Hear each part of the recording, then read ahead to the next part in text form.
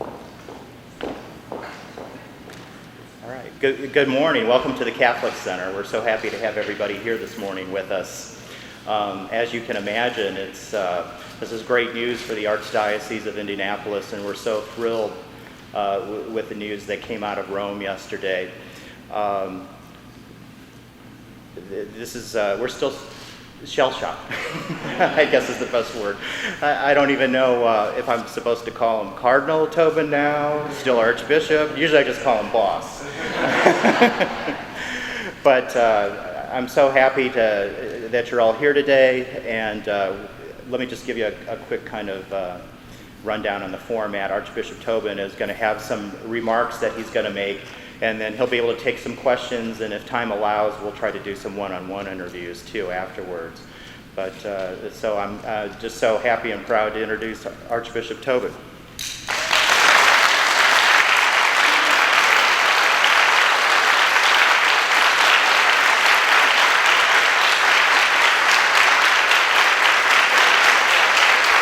Thank you.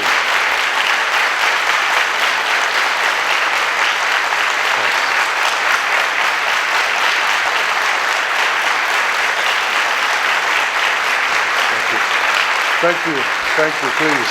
You're going to get tired. Thank you. Well, I'm grateful to have this moment with you. If I stutter or seem a little bit confused, I think you'll understand, or more confused than normal.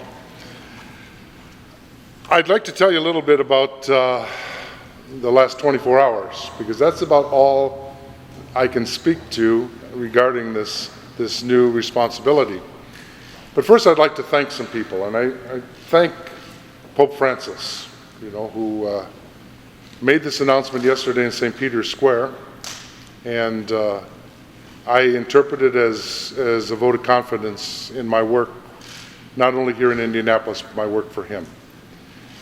I'd like to also thank the people of the Archdiocese, the wonderful people spread across 39 counties of central and southern Indiana, thanking in a special way the priests who sent messages of support, but lots of other people, and thank the religious leaders of Indiana with whom I meet frequently and who have been very understanding and supportive in the last 24 hours. And thank the civic leaders, in a particular way, Mayor Hogshead, who gave a very affirming statement yesterday or this morning, as well as Senator Joe Donnelly, and many other of my friends with whom I'm privileged to work for the good of this city and all the people of this state. I'd like to congratulate and offer condolences to two other Americans who were named yesterday. One is our neighbor to the north, Archbishop Blaise Cupich, who's from the Archdiocese of Chicago, and also Bishop Kevin Farrell, who had been the Bishop of Dallas, one of the fastest growing dioceses in the United States, and just about a month ago was moved to Rome by Pope Francis to begin a new and very challenging ministry in the church. I think of Bishop Cupich, when he was Archbishop Cupich, when he was moved to Chicago. He was coming from Spokane, Washington, where he was responsible for about 50,000 Catholics, and he was coming to an archdiocese that had 2.5 million. So you can understand he was a little bit stunned on the plane. And when he got on the plane, he's not a very big guy, and he couldn't get his suitcase in the overhead locker. So a large fellow behind him picked it up and threw it up there, and he saw the Roman collar, and he said, "Hey, Father, does this mean I'm going to heaven?" And Cupich said, "Not on this flight, I hope." I understand a little bit how he felt. So I send them my prayers and my support. Now, I understand that some of you might be interested how I heard the news. First, I had no prior news that this was going to happen. I mean, no warning. When you become a bishop, you get a phone call and you're asked, will you accept it or not? I guess when you are a bishop, they presume anything else they throw at you, you'll accept as well. Because yesterday morning I was in St. Meinrad's Archabbey in the southwest corner of the Archdiocese down in Spencer County. And I was opening my iPad at the beginning of the day and I saw lots of tweets, and I thought, now why on earth would anybody be tweeting at this hour? And I noticed if you work on Twitter, they say you're mentioned in these tweets. I thought, why on earth would, and I opened one, and my initial reaction was, you have to be joking. And I thought maybe they were, and I went to the Vatican website and the list of names were there, and the last one was one that I recognized. I recognized a couple of them, but one I really recognized. And my initial reaction was one of shock and a bit of embarrassment. You know, I don't much like a spotlight like that for that reason. And so, yeah, I'm not quite over it yet. I had to smile because one of the first text messages I received yesterday was from a fellow Hoosier by the name of Paul Asian. Paul has been the bishop of the Diocese of Cheyenne, which is responsible for the state of Wyoming. I guess that wasn't big enough because about a week ago he was informed that he was being transferred to Anchorage, Alaska, and where he'd be responsible, at least for a territory, was about twice the size of where he was working. And he had called me before the announcement to talk a little bit about his shock and his consternation. You know, I think he comes from a close-knit family down in Perry County in Tell City, and he had a hard time getting his head around why he was being asked to do this. And so when he texted congratulations to me yesterday, I just texted back, said, I'm having an Anchorage moment. I'd like to thank the media for getting the word out. First, yesterday when I went to Tell City to confirm some lovely young people, and one old fella from the St. Paul's Parish there came up to me and said, are you a Cardinal? And I said, yeah, I play third base. And this morning, on Monday mornings, I'm usually at the gym lifting weights at 5:30, and somehow the weightlifters all knew about it and were giving me sweaty hugs. And I ducked my head when the pictures would appear on the television set, but the media was very efficient with this. Now, I think one of the most important things I want to say right at the beginning is that I am the Archbishop of Indianapolis by God's grace. And by God's grace, I hope to continue as the Archbishop of Indianapolis. Nobody's told me anything differently. And so I don't imagine Archbishop Supich is getting moved. So I'm going to mention, if I get a phone call, well, Pope Francis doesn't want airport bishops. He wants bishops to stay put. So if I have anything to say about it, I also know that I have a vow of obedience to Pope Francis and his successors. And if I'm told to do something, I will do it, if it's at all of my possibility. But I can't tell you how grateful I am to be involved in the Archdiocese and beyond, because I think of the other churches and synagogues and mosques of this city, and I'm friends with most of their leaders, and I meet with them on a regular basis. But I think something quite unique that I've discovered in the last 4 years here in Indianapolis is that generally the major institutions of this city pull together in the same direction. And I find that rather unique, and I'd like to remain to be part of it. I have such wonderful people that I serve. I recall that when I got here, I was a little embarrassed 4 years ago to be sort of parachuted in on these unsuspecting Hoosiers. And I'd heard about Hoosier hospitality, but I thought it was some sort of cutesy slogan that the Visit Indy had thought up. I found out it's a reality. The people, whoever you are, they accept you and they welcome you. And I would say to people, I'm so sorry that you have to buy a pig and a poke. And they'd look at me with some surprise. They'd say, no, we've been praying for the Archbishop. Guess it's you. Now, a little bit about the process. Someone asked me about how does one get to be a cardinal? I have no idea how one gets to be a cardinal. I can tell you how many there are. In the College of Cardinals, there are 228 today. And it's divided actually into two groups, the full College of Cardinals, and within that group, the Electoral College. Now, the Electoral College are people who are convened when the Pope dies to elect his successor.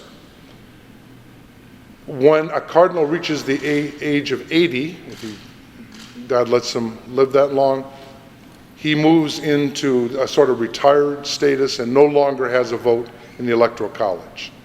In 1975, Pope Paul VI determined that the size of the Electoral College would be 120. With the naming of the 17 cardinals yesterday, it's at 121 right now, but one cardinal will reach the age of 80 next month, and it'll be back to 120. Yesterday, the Holy Father named those 17 cardinals from 14 different nations. And all told, in the 228 cardinals in the College of Cardinals, there are 79 different countries represented. Now, I think that those are not just empty statistics, but they're statistics that were not true even a few decades ago.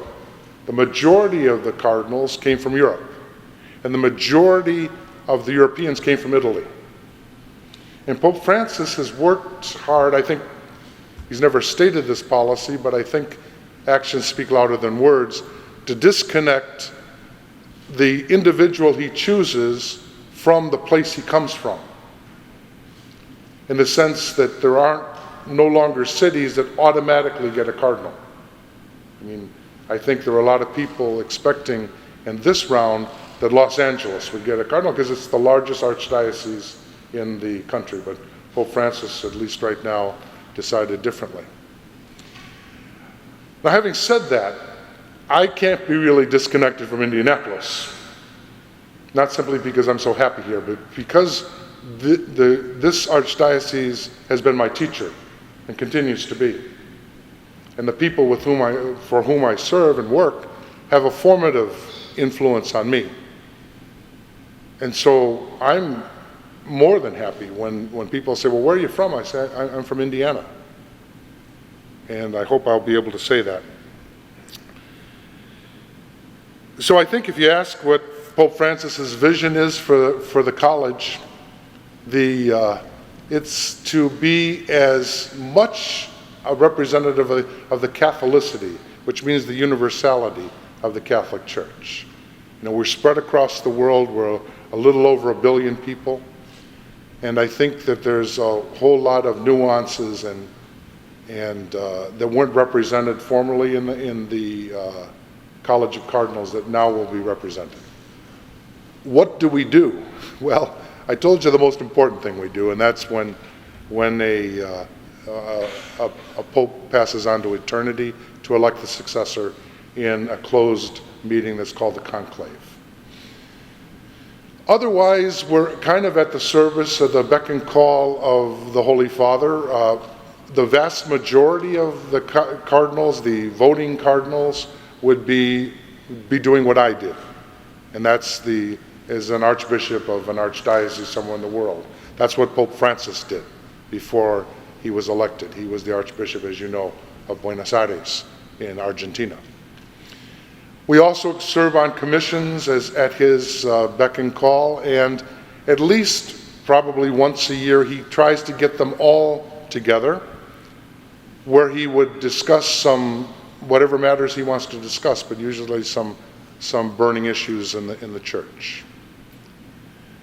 We have a tie also to Rome, not just because the Pope lives there, but because the cardinals emerged really out of a sort of body of consultors centuries ago that were the priests of Rome. And so all of the cardinals will have a relationship with a parish in Rome. It's more of a symbolic relationship, but when we're in Rome, we visit that parish, celebrate the Eucharist there, and we were very fortunate when I was Superior General of the Redemptorists that our titular cardinal, as they're called, was from the United States. It was Cardinal Bevilacqua. Right now, that same church, the Redemptorist Church in Rome, is being served by the Cardinal Archbishop of London in England, Vincent Nichols. So they'll tie me to a different one. So basically, those are some of the facts and feelings that I could pull together early this morning. I'd be happy to answer any questions that you might have.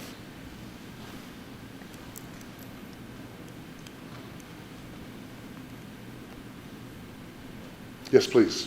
What did your mother say?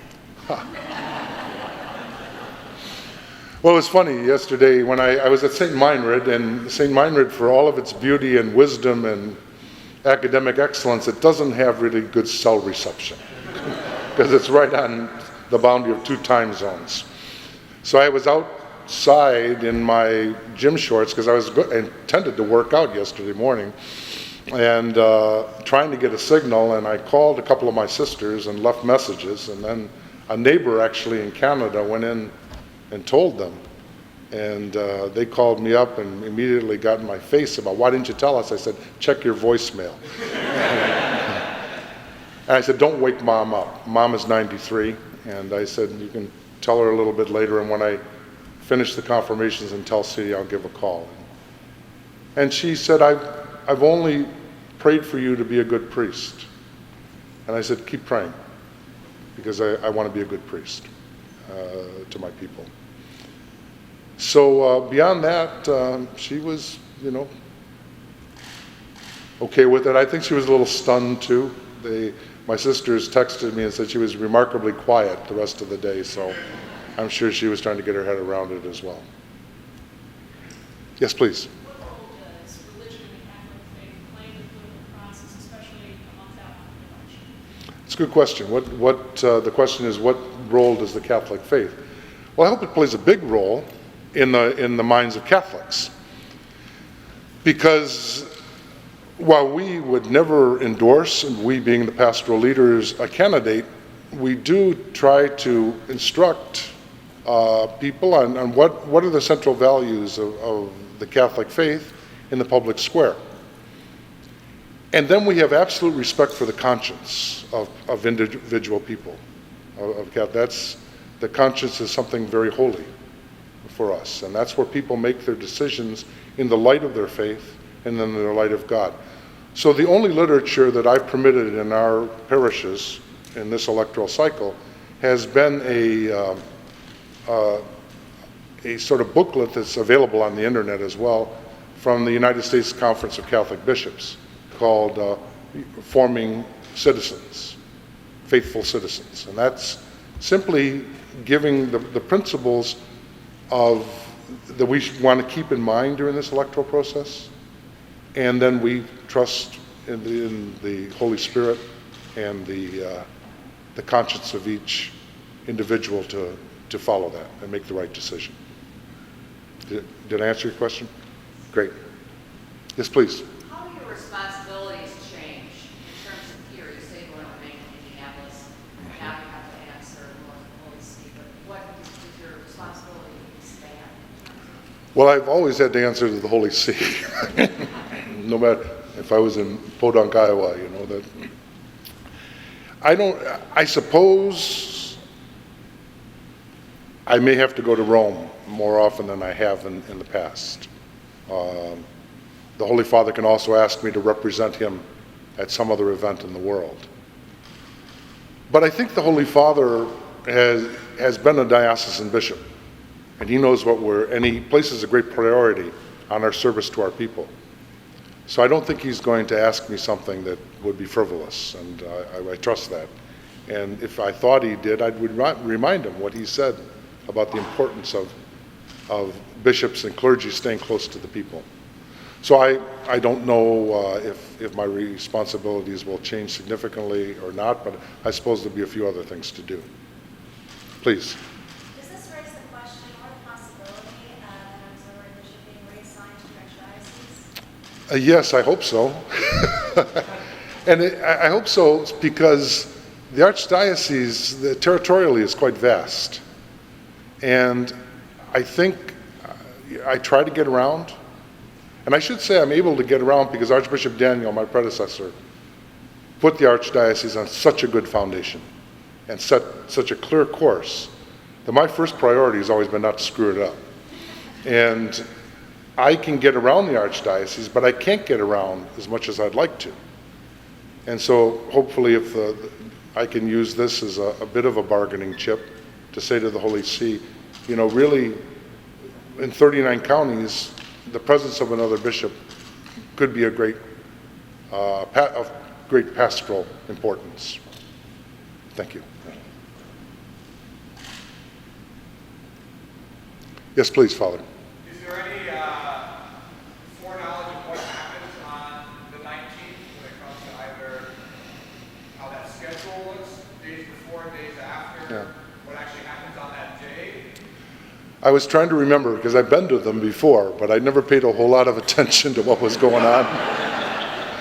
There's actually two moments. The first moment is the consistory itself, and that takes place in St. Peter's, the Basilica, and it's that when the decree of nomination of each cardinal is read, and the Holy Father gives individually each cardinal the symbols of his responsibility.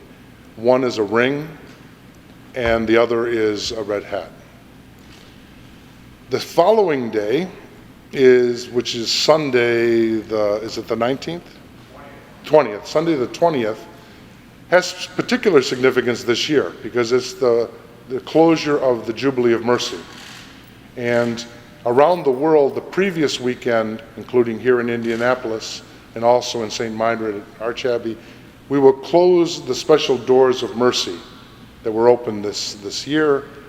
On the 20th, the Holy Father will close the doors, the door in St. Peter's that's only open during a Jubilee year. Concelebrating with that Mass will be the new cardinals. So those are the two kind of, as I recall, the two events. What Pope Francis has done in the two previous consistories or gatherings of cardinals is he's had a day or two of meetings before. So I've not heard what's going to happen, but yesterday one of the American cardinals, Cardinal Sean O'Malley from Boston, let me know that's a possibility. As a follow-up question to that, you've been very, very clear about the Jubilee Year of Mercy being not just significant for Pope Francis and for the Church, but also for yourself and for the Archdiocese. So in God's divine providence and God's divine plan, how do you see that you're being called to serve the Church in a particular way, and the Jubilee Year of Mercy being a grace or being a gift to you and to the Church? Yeah. Well, I suppose, Father, off the top of my head, I would think of the motto that the Holy Father chose for himself when he became a bishop. It's a motto that recalls the call of the Apostle Matthew in Matthew's Gospel. Matthew was kind of an outcast in Jewish society. He was a tax collector, which meant he collaborated with the Romans, and he became rich by gouging people. So he wasn't exactly the flavor of the month, and really was considered an outcast and a sinner by the religious people of his time. And the fact that Jesus would call him was a source of scandal to the others. And a medieval saint, early Middle Ages in England, Venerable Bede, a Benedictine monk, commented on that call in Scripture. And he used three words that are in Latin, and they're really not easily translated. Miserando atque eligendo, which you have to use more words in English. It was, having mercy, he called him. And I think Francis has felt that way because he realizes his own failings and his own sinfulness, and yet he knows that Jesus has called him. And I would say that for 64 years, with a growing and even more evidence, I've realized it in my own. That this call is in the midst of my own frailty and sinfulness. But it's because God is merciful, and God can use me to do what God wants.